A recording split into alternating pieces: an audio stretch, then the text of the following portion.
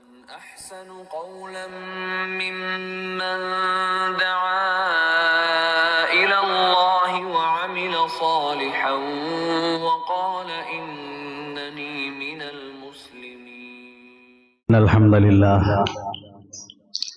نحمده ونستعينه ونؤمن به ونتوكل عليه ونعوذ بالله من شرور أنفسنا ومن سيئات أعمالنا من يهده الله فلا مضل له ومن يضلل فلا هادي له أشهد أن لا إله إلا الله وحده لا شريك له وأشهد أن محمدا عبده ورسوله أرسله بالهدى ودين الحق ليظهره على الدين كله ولو كره المشركون.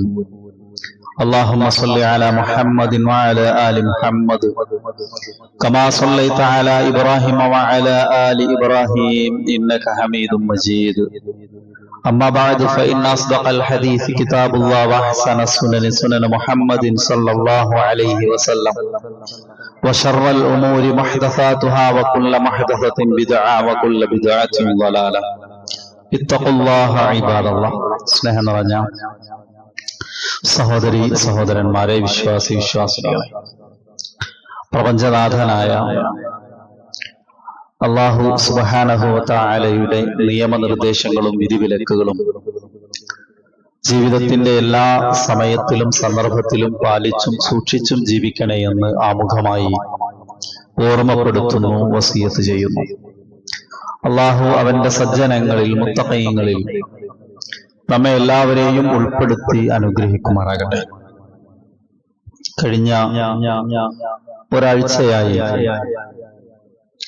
ഒരു 4-5 ദിവസമായി പത്രങ്ങളും മറ്റു വാർത്തകളുമെല്ലാം കാണുമ്പോൾ കേൾക്കുമ്പോൾ മനസ്സിൽ വല്ലാത്ത ഒരു വേദനയാണ് എല്ലാ ആളുകൾക്കും അനുഭവപ്പെടുന്നത്. ഒരു വലിയ ദുരന്തം കൂടി നമ്മുടെ ഈ കേരളത്തിലെ ഒരു പ്രദേശത്ത് മുമ്പെങ്ങും കണ്ടിട്ടില്ലാത്ത അത്ര മാരകമായ ഭീകരമായ രൂപത്തിൽ ബാധിച്ചിരിക്കുകയാണ്. നമ്മുടെ ദൗർബല്യങ്ങളെ, മനുഷ്യൻ എത്ര നിസ്സാരമാണ് എന്നതിനെ ഒരിക്കൽ കൂടി ബോധ്യപ്പെടുത്തുന്ന, ഒരുപാട് ആളുകളുടെ ജീവനെടുത്ത, അനേകായിരങ്ങളുടെ ജീവിതത്തെ പല നിലക്ക് ബാധിച്ച ഒരു പ്രയാസത്തിലൂടെ കടന്നു പോവുകയാണ്. ഖുലിഖൽ ഇൻസാനു ദഈഫ. മനുഷ്യൻ ദുർബലനായിട്ടാണ് സൃഷ്ടിക്കപ്പെട്ടിട്ടുള്ളത്. അത് നമുക്കൊരിക്കൽ കൂടി ബോധ്യപ്പെടാം. ചില ആളുകളൊക്കെ ദൈവം എവിടെ, എന്തേ ആൾക്കാരെ രക്ഷിക്കാത്തത് എന്നൊക്കെ ചോദിക്കുന്നുണ്ട്. യഥാർത്ഥത്തിൽ അള്ളാഹുവിന്റെ ആസ്തിക്യത്തെ, അള്ളാഹുവിന്റെ ആ ഒരു വുജൂദിയത്തിനെ ഒരിക്കൽ കൂടി സ്ഥാപിക്കുന്നതാണ് ഇത്തരം പ്രയാസങ്ങളൊക്കെ. ശാസ്ത്രം ജയിച്ചു, ഇനി ഒരു ദൈവത്തിന് പ്രസക്തിയില്ല എന്ന് വാദിക്കുന്നവരുടെ മുന്നിൽ മനുഷ്യൻ വളരെ ദുർബലനാണ്. അള്ളാഹുവിന്റെ ഒരു ചെറിയ പരീക്ഷണമുണ്ടായാൽ പോലും അതിനെ തടയാനോ പ്രതിരോധിക്കാനോ അതിൽ നിന്ന് രക്ഷപ്പെടാനോ മനുഷ്യൻ ഒരു നിലക്കും കഴിയില്ല എന്ന് അള്ളാഹു ഒരിക്കൽ കൂടി നമ്മളെ ബോധ്യപ്പെടുത്തുകയാണ്. ജീവിതം ഒരു പരീക്ഷണമാണെന്നും ഇവിടെ പലതരത്തിലുള്ള പരീക്ഷണങ്ങളിലൂടെ മനുഷ്യൻ കടന്നുപോകുമെന്നും നല്ല വിശ്വാസത്തോടെ, ക്ഷമയോടെ അത്തരം പരീക്ഷണങ്ങളെ അഭിമുഖീകരിക്കണമെന്നുമുള്ള അള്ളാഹുവിന്റെ വിശുദ്ധ ഖുർആനിന്റെ വാചകങ്ങൾ അത് ഒരിക്കൽ കൂടി യാഥാർത്ഥ്യമാകുന്നതാണ്.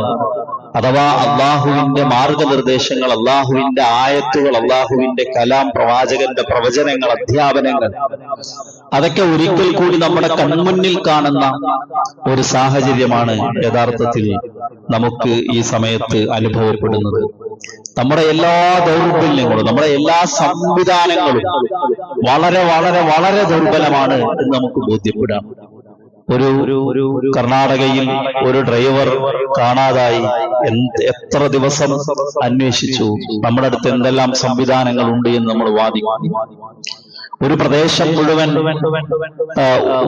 ഉരുൾപൊട്ടലിൽ ഒലിച്ചുപോയി. ആ പ്രദേശത്തേക്ക് എത്തിപ്പെടാൻ, ഉരുൾപൊട്ടൽ ബാധിച്ച സ്ഥലത്തേക്ക് എത്തിപ്പെടാൻ എത്ര സമയമെടുത്തു നമുക്ക് ആ പുഴ മറികടന്ന് അവിടുത്തെ പ്രതിസന്ധികളെ മറികടന്ന് അങ്ങോട്ട് എത്തിപ്പെടാൻ. അപ്പൊ നമ്മൾ ഒരു ചെറിയ വൈജ്ഞാനികമായ സാങ്കേതികമായ നേട്ടം കൈവരിക്കുമ്പോഴേക്ക്, സാമ്പത്തികമായ പുരോഗതി ഉണ്ടാകുമ്പോഴേക്ക് മനുഷ്യൻ എന്തൊക്കെയോ ആണ് എന്ന ആ അഹങ്കാരം, ആ ഗർവ്, അത് പാടെ ഇല്ലാതാക്കുന്നതാണ് ഇത്തരം കാഴ്ചകളൊക്കെ. നമ്മൾ മനസ്സിലാക്കേണ്ടത് ഇത് ആ ആളുകൾക്ക് മാത്രമല്ല. വയനാട്ടിലോ കഴിഞ്ഞ ദിവസം കോഴിക്കോട് ജില്ലയിലുണ്ടായ ഉരുൾപൊട്ടലിലോ മറ്റേതെങ്കിലും പ്രദേശത്ത് സംഭവിക്കുന്ന പ്രയാസങ്ങളിലോ അവർക്ക് മാത്രമല്ല ഇതൊരു പരീക്ഷണം, നമുക്ക് കൂടി പരീക്ഷണമാണ് പല നിലക്ക്. ഒന്ന്, ഇതൊരു നദീറാണ്, ഒരു മുന്നറിയിപ്പുകാരനാണ്. ഇപ്പോ സൂറത്ത് മുൽക്കിലെ ഒരായത്ത്, നരകത്തിലേക്ക് ആളുകൾ വലിച്ചെറിയപ്പെടുമ്പോ, അതിലേക്ക് ഇടുമ്പോ അവരോട് അതിന്റെ കാവൽക്കാരായ മലക്കുകൾ ചോദിക്കും, അലം യഅതികും നദീർ, നിങ്ങൾക്കൊരു മുന്നറിയിപ്പുകാരൻ വന്നില്ലേ, നിങ്ങൾക്കൊരു താക്കീതുകാരൻ വന്നില്ലേ? ഖാലു ബലാ ഖദ് ജാഅനാ നദീറുൻ ഫകദ്ദബ്നാ, ഞങ്ങൾക്ക് മുന്നറിയിപ്പുകാർ വന്നിരുന്നു. ആരാണ് മുന്നറിയിപ്പുകാർ? പ്രവാചകന്മാരാണ്, തർക്കമില്ല. എന്നാൽ ഈ നദീർ എന്നതിനെ മുഫസ്സിറുകൾ വിശദീകരിക്കുന്നത് കാണാം. അതൊരു പ്രവാചകൻ മാത്രമല്ല, പരലോകമുണ്ട്, മരണമുണ്ട്, ഖബറുണ്ട്, നിന്റെ ജീവിതത്തിന് കണക്ക് പറയേണ്ടി വരും. നന്മ തിന്മകൾക്ക്, അള്ളാഹു ചെയ്ത അനുഗ്രഹങ്ങൾക്ക് നന്ദി ചെയ്തിട്ടുണ്ടോ എന്ന് ചോദിക്കും. അതിന് നരകവും സ്വർഗവും പ്രതിഫലമായി ലഭിക്കും എന്ന് ഓർമ്മപ്പെടുത്തുന്നത് പ്രവാചകന്മാർ മാത്രമല്ല, നമ്മുടെ കൺമുന്നിലൂടെ കടന്നു പോകുന്ന ഒരുപാട് ദൃഷ്ടാന്തങ്ങളുണ്ട്. അതിൽ പലപ്പോഴും ഷെയ്ഖ് സഅദി റഹ്മഹുള്ളയെ പോലെയുള്ള ആളുകൾ പറയാറുണ്ട്, ഒരു മനുഷ്യന്റെ ഒരു തലനാരിഴ നരക്കുമ്പോൾ, അതിന്റെ നിറം മാറുമ്പോൾ അതൊരു മുന്നറിയിപ്പാണ്, നിന്റെ ജീവിതം അവസാനത്തിലേക്ക് അടുക്കുന്നു. ഒരു മരണത്തിന് സാക്ഷിയാകുമ്പോ അതൊരു മുന്നറിയിപ്പാണ്, ഇതുപോലൊന്ന് നിനക്കും വരാനുണ്ട്. ഒരു വലിയ ദുരന്തത്തിന്റെ മുന്നിൽ നമ്മൾ നിൽക്കുമ്പോ അതൊരു ഇൻസാറാണ്, ഒരു നദീറാണ്, ഒരു മുന്നറിയിപ്പാണ്. ഇത്രയേ ഉള്ളൂ. ഇതുപോലെ ഒരു പരീക്ഷണം നിന്നെ ബാധിച്ചാൽ അതിന് നിന്ന് കൊടുക്കുക എന്നതല്ലാതെ മറ്റൊന്നും ചെയ്യാനില്ല. അതുകൊണ്ട് സുഹൃത്തുക്കളെ, ആ ഒരു ഗുണപാഠം നമ്മൾ മനസ്സിലേക്ക് എടുത്തു വെക്കണം.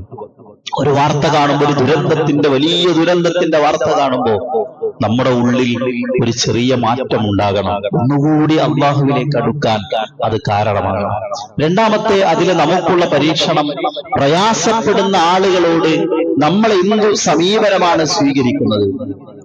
വേദന അനുഭവിക്കുന്നവനോട്, ഇത്തരം ദുരന്തങ്ങളിൽ അകപ്പെട്ട ആളുകളോട് ഒരു വിശ്വാസി എന്ന നിലയ്ക്ക് നമ്മുടെ സമീപനം എന്താണ്? ഇത് ഒരു പ്രധാനപ്പെട്ട സംഗതിയാണ്. എനിക്ക് പലപ്പോഴും വളരെ അത്ഭുതം തോന്നിപ്പോകാറുണ്ട്. നമ്മുടെ സഹജീവികൾ പ്രയാസപ്പെടുമ്പോഴും അതിനെക്കുറിച്ച് ഒരു നിലക്കും ചിന്തിക്കാതെ ജീവിതം മുന്നോട്ട് കൊണ്ടുപോകുന്ന, ഇതുമായി ബന്ധപ്പെട്ട് കിട്ടുന്ന ആനുകൂല്യങ്ങളെല്ലാം ആസ്വദിക്കാൻ, മഴ കാരണം പുറത്തിറങ്ങാൻ കഴിയാത്ത, ഓഫീസിൽ പോകാൻ കഴിയാത്ത, ജോലി സ്ഥലത്ത് പോകാൻ കഴിയാത്ത ദിവസങ്ങൾ ഫോണിൽ തോണ്ടിയിരുന്ന് സമയം ചെലവഴിക്കുന്ന ആളുകളെയാണ് ഭൂരിഭാഗവും നമുക്ക് കാണാൻ സാധിക്കുന്നത്. ഈ പ്രയാസപ്പെടുന്നവന്റെ പ്രയാസമകറ്റണമെന്ന ഒരു ബോധം നമുക്ക് പലപ്പോഴും ഉണ്ടാകാറില്ല. ഞാൻ ഹദീസ് നിങ്ങളെ കേൾപ്പിക്കാം. മഹാനായ അബൂ ഹുറൈറ റളിയല്ലാഹു അൻഹു ഉദ്ധരിക്കുന്നു, മൻ നഫസ അൻ മുസ്ലിമിൻ ഖുർബതൻ മിൻ ഖുറബി ദുനിയ നഫസല്ലാഹു അൻഹു ഖുർബതൻ മിൻ ഖുറബി യൗമിൽ ഖിയാമ. ഒരു മനുഷ്യന്റെ ഒരു പ്രയാസം, ഒരു മുസ്ലിമിന്റെ, ഒരു മനുഷ്യന്റെ ഒരു പ്രയാസം ഒരാൾ നീക്കിക്കൊടുത്താൽ അള്ളാഹു പരലോകത്ത് അവന്റെ ഒരു പ്രയാസം നീക്കിക്കൊടുക്കുന്ന, പരലോകത്ത് അവന്റെ ഒരു പ്രയാസം അള്ളാഹു നീക്കിക്കൊടുക്കുന്നതാണ്. മറ്റൊരു ഹദീസ് അതിന്റെ തന്നെ ബാക്കി കാണാം, മൻ യസ്സറ അലാ മുഅസ്സിരിൻ, പ്രയാസപ്പെടുന്നവൻ ആരെങ്കിലും എളുപ്പമുണ്ടാക്കി കൊടുത്താൽ യസ്സറല്ലാഹു അലൈഹി ഫിദ്ദുനിയാ വൽ ആഖിറ, അല്ലാഹു ദുനിയാവിലെയും ആഖിറത്തിലെയും അവന്റെ പ്രയാസത്തെ എളുപ്പമാക്കി കൊടുക്കും. വേദന അനുഭവിക്കുന്നവന്റെ വേദനയിൽ പങ്കുചേർന്നാൽ, വീട് തകർന്നു പോയവനെ ഒന്ന് നെഞ്ചോട് ചേർത്ത് വെച്ചാൽ, ഒരു പ്രയാസത്തിൽ അകപ്പെട്ടവരെ സഹായിക്കാൻ മുൻകൈയെടുത്താൽ നമ്മുടെ പ്രയാസങ്ങൾ അല്ലാഹു ഏറ്റെടുക്കും. ഇഹലോകത്തെയും പരലോകത്തെയും പ്രയാസങ്ങൾ അല്ലാഹു ഏറ്റെടുക്കും. സൂറത്തുൽ ബലദിലെ 11 മുതൽ 18 വരെയുള്ള ആയത്തുകൾ നമ്മളെപ്പോഴും കേൾക്കാറുള്ളതാണ്. ഫലഖതഹമൽ അഖബ വമാ അദ്റാക മൽ അഖബ. ആ ചുരമാർഗം മലമ്പാത അവൻ താണ്ടിക്കടന്നില്ല. വമാ അദ്റാക മൽ അഖബ. ആ മലമ്പാത എന്താണെന്ന് നിനക്കറിയാമോ? ഫക്കു റഖബ. സ്വർഗത്തിലേക്കുള്ള ആ വഴി ഏതാണെന്നറിയാമോ? അത് അടിമകളെ മോചിപ്പിക്കലാണ്. അത് പ്രയാസമുള്ള നാളുകളിൽ ആളുകൾക്ക് ഭക്ഷണം നൽകലാണ്. കുടുംബത്തിൽപ്പെട്ട അനാഥകൾക്ക്, പ്രയാസം അനുഭവിക്കുന്ന അഗതികൾക്ക്,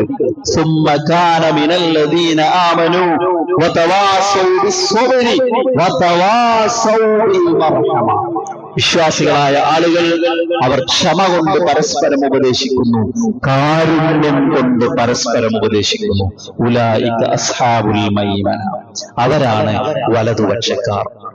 വലതു കൈയിൽ അല്ലാഹു പരലോകത്ത് കിതാബ് വാങ്ങുന്ന സ്വർഗത്തിന്റെ ആളുകൾ ആരാണ്? അടിമകളെ മോചിപ്പിക്കുന്ന, പാവങ്ങൾക്ക് ഭക്ഷണം നൽകുന്ന, അനാഥകളെ പരിഗണിക്കുന്ന, പിന്നെ ക്ഷമ കൊണ്ട് കാരുണ്യം കൊണ്ട് പരസ്പരം ഉപദേശിക്കുന്നവർ. നമുക്ക് ചെയ്യാൻ കഴിയില്ലെങ്കിൽ, കരുണ ചെയ്യാൻ നമുക്ക് ആരോഗ്യം കൊണ്ട് കഴിയില്ലെങ്കിൽ, മറ്റുള്ളവരെ സഹായിക്കാൻ സമ്പത്ത് കൊണ്ട് കഴിയില്ലെങ്കിൽ, പരസ്പരം ആ കാരുണ്യം കൊണ്ട് ഉപദേശിക്കുകയെങ്കിലും വേണം. അതൊരു ഈമാനിന്റെ ഭാഗമാണ്, അതൊരു വിശ്വാസത്തിന്റെ ഭാഗമാണ്. അവരെ സഹായിക്കണ്ടേ എന്ന ഒരു ചോദ്യം ഈമാനുള്ളവന്റെ മനസ്സിൽ ഉണ്ടാകും. അവരെ നമ്മൾ എങ്ങനെയൊന്ന് പരിഗണിക്കുക, അവരെ എങ്ങനെയാണ് നമ്മൾ ഒന്ന് കൈപിടിച്ച് എഴുന്നേൽപ്പിക്കുക എന്ന ചിന്ത ഒരു മുഅ്മിനിന്റെ മനസ്സിലുണ്ടാകും. ഇത്ര വലിയ ദുരന്തങ്ങളിലൂടെ ആ കാഴ്ചകളൊക്കെ കണ്ടിട്ട് നമ്മുടെ മനസ്സിൽ നിന്ന് അങ്ങനെ ഒരു ചോദ്യം ഉയർന്നിട്ടില്ലെങ്കിൽ നമ്മുടെ ഈമാനിൽ നമ്മൾ ചികിത്സിക്കേണ്ടതുണ്ട്, നമ്മുടെ വിശ്വാസത്തെ നമ്മൾ ചികിത്സിക്കേണ്ടതുണ്ട്. പറയണം ഇടതു കൈയിലും വലതു കൈയിലും ഗ്രന്ഥം ലഭിക്കുന്ന ആളുകളെ കുറിച്ച് സൂറത്തുൽ ഹാഖയിലൂടെ അല്ലാഹു പറയുന്നു. വലതു കൈയിൽ ഗ്രന്ഥം ലഭിക്കുന്ന ആളുകൾ അവരൊക്കെ എന്താ പറയാ? അവർക്ക് എന്താ കിട്ടാനുള്ളത്?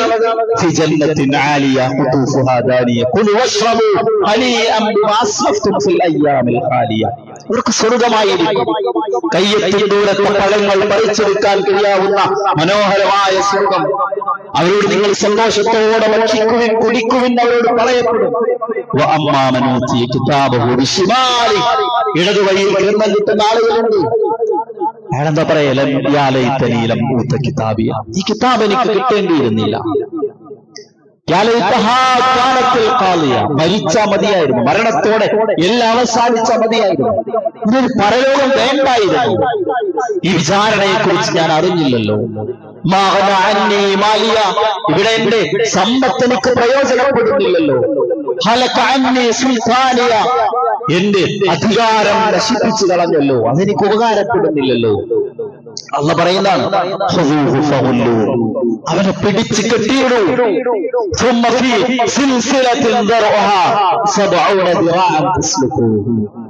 അവനെ 70 മുഴം നീളമുള്ള ചങ്ങലയിൽ ബന്ധിക്കൂ.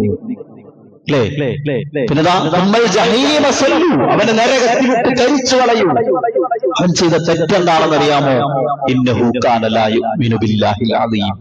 അവൻ അല്ലാഹുവിൽ ശരിയാമിതം വിശ്വസിച്ചിട്ടുണ്ടായിരുന്നില്ല.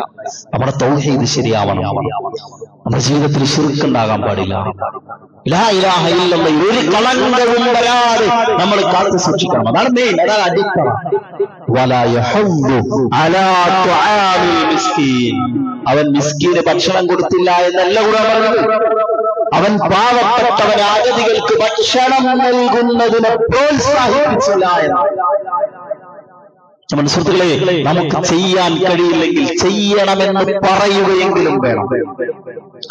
വേദന അനുഭവിക്കുന്നവന്റെ കൂടെയാണ് വിശ്വാസിയുടെ മനസ്സ് എപ്പോഴും ഉണ്ടാവുക, എപ്പോഴും ഉണ്ടാവുക. നമുക്ക് എന്തൊരു വലിയ ദുരന്തമാണ് സംഭവിച്ചത്, എത്ര വലിയ പ്രയാസമാണ്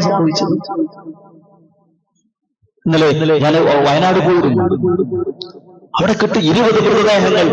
ആ മുണ്ടക്കൈ എന്ന് പറഞ്ഞ പ്രദേശത്ത് ഉരുൾപൊട്ടലുണ്ടായി. അത് കിട്ടുന്നത് നിലമ്പൂർ ഭാഗത്ത് 25-30 കിലോമീറ്റർ പുഴയിലൂടെ ഒഴുകി വന്നു 150 അതിലധികമോ മൃതദേഹങ്ങൾ ഇവിടെ ഈ മലപ്പുറം ജില്ല നിലമ്പൂരിന്റെ ഭാഗത്ത് കിട്ടിയത്. അവിടെ മൃതദേഹങ്ങൾ ശേഖരിക്കാൻ പോയ, എടുത്തുകൊണ്ടുവരാൻ പോയ ഒരാളായിട്ട് നമ്മൾ സംസാരിച്ചു. അദ്ദേഹം പറയണേ, ആളുകൾ താമസിക്കുന്നിടത്ത് വന്ന മൃതദേഹങ്ങളൊക്കെ കിട്ടി ഞങ്ങൾ കാട്ടിലേക്ക് ആ പുഴയിലൂടെ കയറിപ്പോയി. 10 കിലോമീറ്റർ നടന്നു. 10 കിലോമീറ്റർ വാഹനം പോകൂല, കൊടും കാടാണ്, വന്യജീവികളുള്ള കാട്. ഞങ്ങളിങ്ങനെ നടന്നുപോയി. വഴിയിൽ നിന്ന് മൃതദേഹങ്ങൾ കിട്ടും. കിട്ടിയാൽ ഒരു ചാക്ക് കീറി മനുഷ്യ മൃതദേഹത്തെ കുറിച്ച് പറഞ്ഞു. അതിനകത്ത് വെച്ച് ആ ചാക്ക് അവിടെ കെട്ടിവെക്കും. കേട്ടാൽ കേൾക്കാൻ, ഇരുന്ന് കേൾക്കാൻ കഴിയാത്ത വാചകം. ഇത് ഞങ്ങൾ വീണ്ടും നടന്നു. 10 കിലോമീറ്ററാണ്. ഞങ്ങൾ 2 ആളുകൾ ഈ ചാക്കൊരു വടിയുടെ നടുവിൽ കെട്ടി ചുമലിൽ ചുമന്ന് ഞങ്ങൾ നടന്നത്. 10 കിലോമീറ്റർ ആ മൃതദേഹം ചുമന്ന് ഞങ്ങൾ ഇവിടെ കൊണ്ടുവന്നു. ഇനിയും അങ്ങോട്ട് 15 കിലോമീറ്റർ പോകണം. ആ കാട് സൂചിപ്പാറ വെള്ളച്ചാട്ടത്തിന്റെ അവിടെ എത്താൻ. അവിടെ 200 അടി ഉയരമുള്ള വെള്ളച്ചാട്ടത്തിലൂടെ വീട് ഒലിച്ചു വന്ന മൃതദേഹങ്ങളുടെ കാല് വേറെയാണ്, കൈ വേറെയാണ്. ചിലത് കിട്ടുന്നത് ഉടല് മാത്രമാണ്, ചിലത് കിട്ടുന്നത് തല മാത്രമാണ്. ഒരാൾ പറഞ്ഞത്, എന്റെ സഹോദരിയുടെ മൃതദേഹം, ഒരാളെ കുറിച്ച് പറയണം, അയാളുടെ സഹോദരിയുടെ മൃതദേഹം അയാൾ തിരിച്ചറിഞ്ഞത് തലയില്ലാത്ത ഉടല് കിട്ടി വിരലിലെ മോതിരം കണ്ടാണ് തിരിച്ചറിഞ്ഞത്. നമ്മൾ വാർത്തകളിൽ വായിക്കുന്നതോ ചാനലിൽ കാണുന്നതോ അല്ല യാഥാർത്ഥ്യം. അതിനൊക്കെ എത്രയോ അപ്പുറമാണ്. അത്ര വലിയ കടുത്ത പരീക്ഷണങ്ങൾക്കാണ് ആളുകൾ വിധേയമായിട്ടുള്ളത്. അതിനോട് മനസ്സുകൊണ്ട് ആ വിഷയത്തെ ഏറ്റെടുത്ത ആയിരക്കണക്കിന് വളണ്ടിയർമാർ അവിടെ റോഡുകളിൽ നിന്ന് വാഹനങ്ങൾ നിയന്ത്രിക്കുന്നു, മയ്യത്ത് കുളിപ്പിക്കുന്നു, കബറടക്കുന്നു. സ്ത്രീകളും പുരുഷന്മാരും കുട്ടികളും മുതിർന്നവരുമായി എത്ര ആളുകളാണ് അതിലേക്ക് പലതരത്തിലുള്ള ഭക്ഷണമായി, വസ്ത്രമായി സഹായങ്ങൾ ചെയ്തു കൊടുക്കുന്നത്. ഞാൻ പറഞ്ഞത്, ലോകത്ത് ഇങ്ങനെയൊക്കെ നടക്കുമ്പോ ഇവിടെ ഈ പട്ടാമ്പി പള്ളിയിൽ ഒരുമിച്ച് കൂടിയ നമ്മുടെ മനസ്സിൽ എന്ത് സമീപനമാണ് ഉണ്ടായത്? നമ്മളൊന്ന് ഗൗരവത്തോടുകൂടി ആലോചിക്കണം. ഒരു വിശ്വാസിയെ സംബന്ധിച്ചിടത്തോളം അയാൾ വേദന അനുഭവിക്കുന്നവനെ ആശ്വസിപ്പിക്കുക, പ്രയാസപ്പെടുന്നവനെ സഹായിക്കുക എന്നുള്ളത് ഏറെ മഹത്വമുള്ള സംഗതിയാണ്. ഒരു ഹദീസ് പ്രവാചകൻ സ്വല്ലല്ലാഹു അലൈഹി വസല്ലം പഠിപ്പിക്കുകയാണ്, അഹബ്ബുൻ നാസി ഇലല്ലാഹി അൻഫഉഹും ലിന്നാസ്. അള്ളാഹുവിന് ഏറ്റവും ഇഷ്ടമുള്ള ആളാരെന്നറിയോ? ജനങ്ങൾക്ക് ഏറ്റവും ഉപകാരമുള്ളവനാണ്.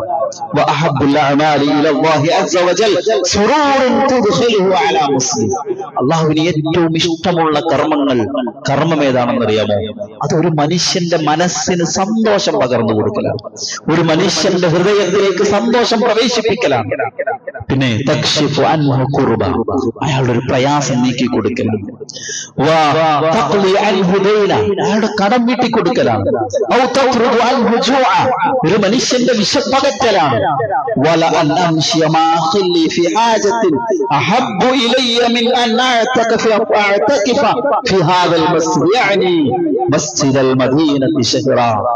അല്ലാഹുവിന്റെ പ്രവാചകന്റെ മസ്ജിദുൻ നബവിയിൽ റസൂൽ പറയാണ്, പ്രവാചകൻ സല്ലല്ലാഹു അലൈഹി വസല്ലം പഠിപ്പിക്കുകയാണ്, എന്റെ ഈ മസ്ജിദുൻ നബവിയിൽ 1 മാസം ഇരിക്കുന്നതിനേക്കാൾ എനിക്കിഷ്ടം പ്രയാസപ്പെടുന്ന ഒരാളുടെ പ്രയാസം നീക്കി കൊടുക്കാൻ അയാളുടെ കൂടെ നടക്കലാണ്.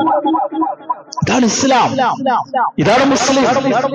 പ്രവാചകൻ പഠിപ്പിച്ച ദീനതാണ്. പിന്നെ സഹാബിമാരുടെ ചരിത്രത്തെ പരിശോധിക്കുമ്പോൾ അബൂബക്കർ സിദ്ദീഖ് റളിയല്ലാഹുവിന്റെ കാലഘട്ടത്തിൽ ഒരു വലിയ ക്ഷാമമുണ്ടായി, ഒരു വലിയ ക്ഷാമം, കൊടുംവരൾച്ച, ആളുകളെല്ലാം ദുരിതത്തിലാണ്. ഉസ്മാൻ ഇബ്നു അഫ്ഫാൻ റളിയല്ലാഹു അൻഹുവിന്റെ വലിയ ഒരു കച്ചവട സംഘം മദീനയിലെത്തി. ഒരുപാട് ഒട്ടകങ്ങളുണ്ട്.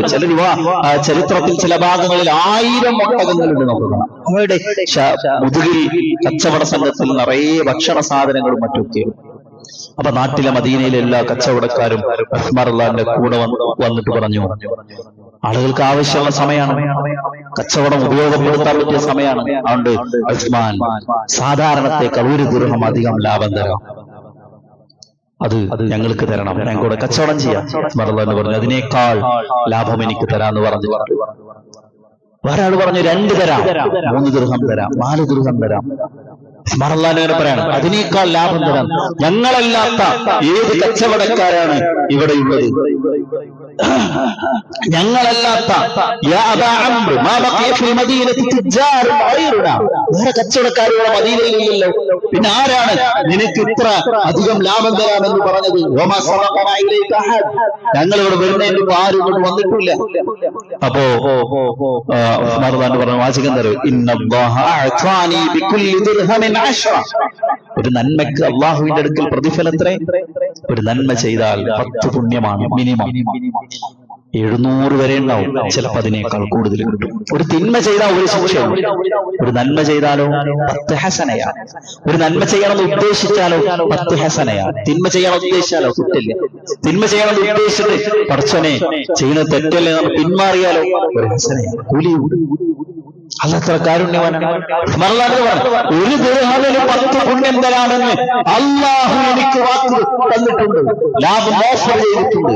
അതുകൊണ്ട് ഞാൻ ഇവിടുത്തെ പാവങ്ങൾക്ക്, പ്രയാസപ്പെടുന്ന മുഴുവൻ ആളുകൾക്കും നൽകുന്നു എന്ന് പറഞ്ഞ സമ്പത്ത് മുഴുവൻ മഹാനായ ഉസ്മാൻ ഇബ്നു അഫ്ഫാൻ റളിയല്ലാഹു അൻഹു ക്ഷാമം അനുഭവിക്കുന്ന മദീനയിലെ പാവപ്പെട്ട ജനങ്ങൾക്ക് വിതരണം ചെയ്തു. പ്രവാചകന്റെ കൂടെ ജീവിച്ച, പ്രവാചകന്റെ തിരുവതരങ്ങളിൽ നിന്ന് ദീൻ കേട്ടുപഠിച്ച സ്വഹാബയിലാണ്. അവരുടെ ജീവിതം ഇങ്ങനെയായിരുന്നു. അള്ളാഹുവിന്റെ ഒരു ചോദ്യമുണ്ട് അല്ലേ? ആരാണ് അള്ളാഹുവിന് കടം കൊടുക്കുക?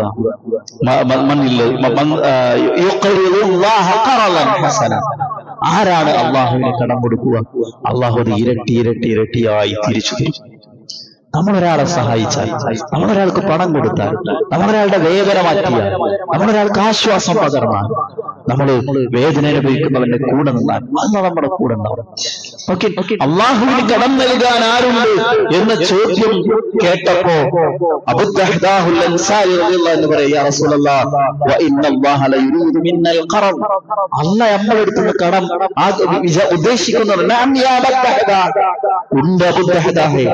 അദ്ദേഹം പറയാണ് അരിനി ഏതൊക്കെ യാ റസൂലല്ലാഹ് ഫനാവലഹു യദഹു. നബിയുടെ കൈ നീട്ടാൻ പറഞ്ഞു. നീട്ടിയിട്ട് അബൂ ദഹ്ദാ റളിയല്ലാഹു അൻഹു പറയുന്നു, ഫഇന്നി ഖദ് അഖറദതു റബ്ബി ഹാഇതി. എന്റെ ഒരു വലിയ തോട്ടമുണ്ട്, ഞാനിത് അള്ളാഹുവിന് കടം കൊടുക്കുന്നു. 600 ഈത്തപ്പനകളുള്ള തോട്ടമായിരുന്നു അത് എന്ന് അതിൽ വിശദീകരിക്കുന്നുണ്ട്. അദ്ദേഹം അങ്ങനെ ചെന്നപ്പോ ആ തോട്ടത്തിനകത്ത് തന്റെ ഭാര്യയും മുത്തഹദാഹും മക്കളുമുണ്ട്. അവരോട് പറയാണ്, യാ ഉമ്മത്തഹദാ ഖാലത് ലബ്ബൈക്. ഉമ്മത്തഹദാനെ വിളിച്ച് ഫഖദ് അഖറദതുഹു റബ്ബി അസ്സ വജൽ. ആ തോട്ടത്തോട് പുറത്തിറങ്ങി, അത് ഞാൻ റബ്ബിന് കടം കൊടുത്ത, എന്റെ അല്ലാഹുവിന് കടം കൊടുത്ത തോട്ടമാണ്. അതുകൊണ്ട് നീ അതിൽ നിന്ന് പുറത്തിറങ്ങി എന്ന് പറഞ്ഞു തന്റെ ഭാര്യയെയും കുടുംബത്തെയും പുറത്തിറങ്ങിയതാണ്. സുഹൃത്തുക്കളെ, വിശ്വാസി അങ്ങനെയാണ്, മുസ്ലിം അങ്ങനെയാണ്, ഈമാനുള്ളവൻ അങ്ങനെയാണ്. ആ ഒരു മാനസിക അവസ്ഥയിലേക്ക് നമുക്ക് ഉയർന്നു വരാൻ കഴിയണം. നമ്മുടെ അയൽവാസിക്ക് ബുദ്ധിമുട്ടുണ്ടോ? നമ്മുടെ നാട്ടിൽ പ്രയാസമുണ്ടോ? നമ്മുടെ പരിചയത്തിലുള്ള ഒരു ബുദ്ധിമുട്ട്, നമ്മുടെ അടുത്ത പ്രദേശത്ത് ബുദ്ധിമുട്ടുണ്ടോ? എപ്പോഴെങ്കിലും പ്രയാസപ്പെടുന്നവനെ എങ്ങനെയാണ് എനിക്കൊന്ന് സഹായിക്കാൻ കഴിയുക? ആ ഒരു മാനസിക അവസ്ഥയിലേക്ക് നമുക്ക് വരണം.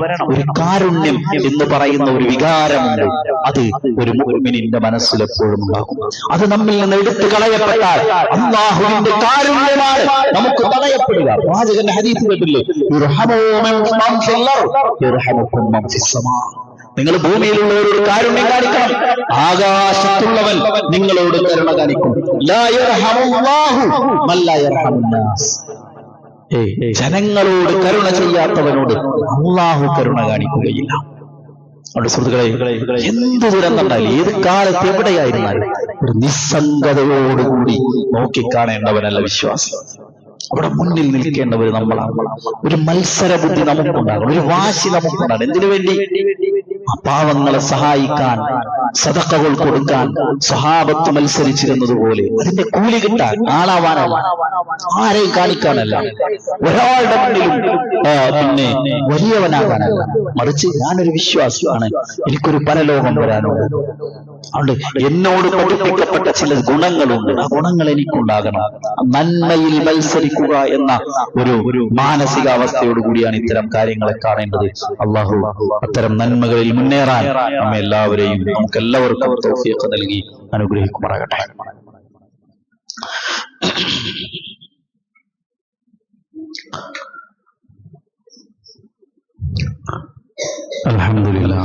അൽഹംദുലില്ലാഹി റബ്ബിൽ ആലമീൻ വസ്സലാത്തു വസ്സലാമു അലാ നബിയിനാ മുഹമ്മദിൻ വഅലാ ആലിഹി വഅസ്ഹാബിഹി അജ്മഈൻ. അമ്മാ ബഅദ്. ഇത്തഖുല്ലാഹ ഇബാദല്ലാഹ്. സ്നേഹം നിറഞ്ഞ സഹോദരി സഹോദരന്മാരെ, വിശ്വാസിനികളെ, അള്ളാഹുവെ സൂക്ഷിച്ച് ജീവിക്കണേ എന്ന് ഒരിക്കൽ കൂടി ഓർമ്മപ്പെടുത്തുന്നു, വസിയത്ത് ചെയ്തു. അള്ളാഹു അവന്റെ സത്യവിശ്വാസികളിൽ സ്വർഗം അനന്തരമെടുക്കുന്ന മഹാഭാഗ്യവാന്മാരിൽ നമ്മെ എല്ലാവരെയും ഉൾപ്പെടുത്തി അനുഗ്രഹിക്കുമാറാകട്ടെ. ഇന്നത്തെ നമ്മുടെ കളക്ഷൻ വയനാട് ദുരിതാശ്വാസ പ്രവർത്തനങ്ങൾക്ക് വേണ്ടിയുള്ള ഫണ്ടിലേക്കാണ്. പുറത്ത് QR കോഡുകൾ സ്ഥാപിച്ചിട്ടുണ്ട്. നമ്മുടെ ഫോണിൽ നിന്ന് ഓൺലൈൻ ട്രാൻസ്ഫർ അങ്ങനെ ആ നിലയ്ക്ക് ചെയ്യാൻ ഉദ്ദേശിക്കുന്ന ആളുകൾ അതുപയോഗിച്ച് ആ ഫണ്ടിലേക്ക് നിങ്ങൾക്ക് നേരിട്ട് പണം അയക്കാവുന്നതാണ്.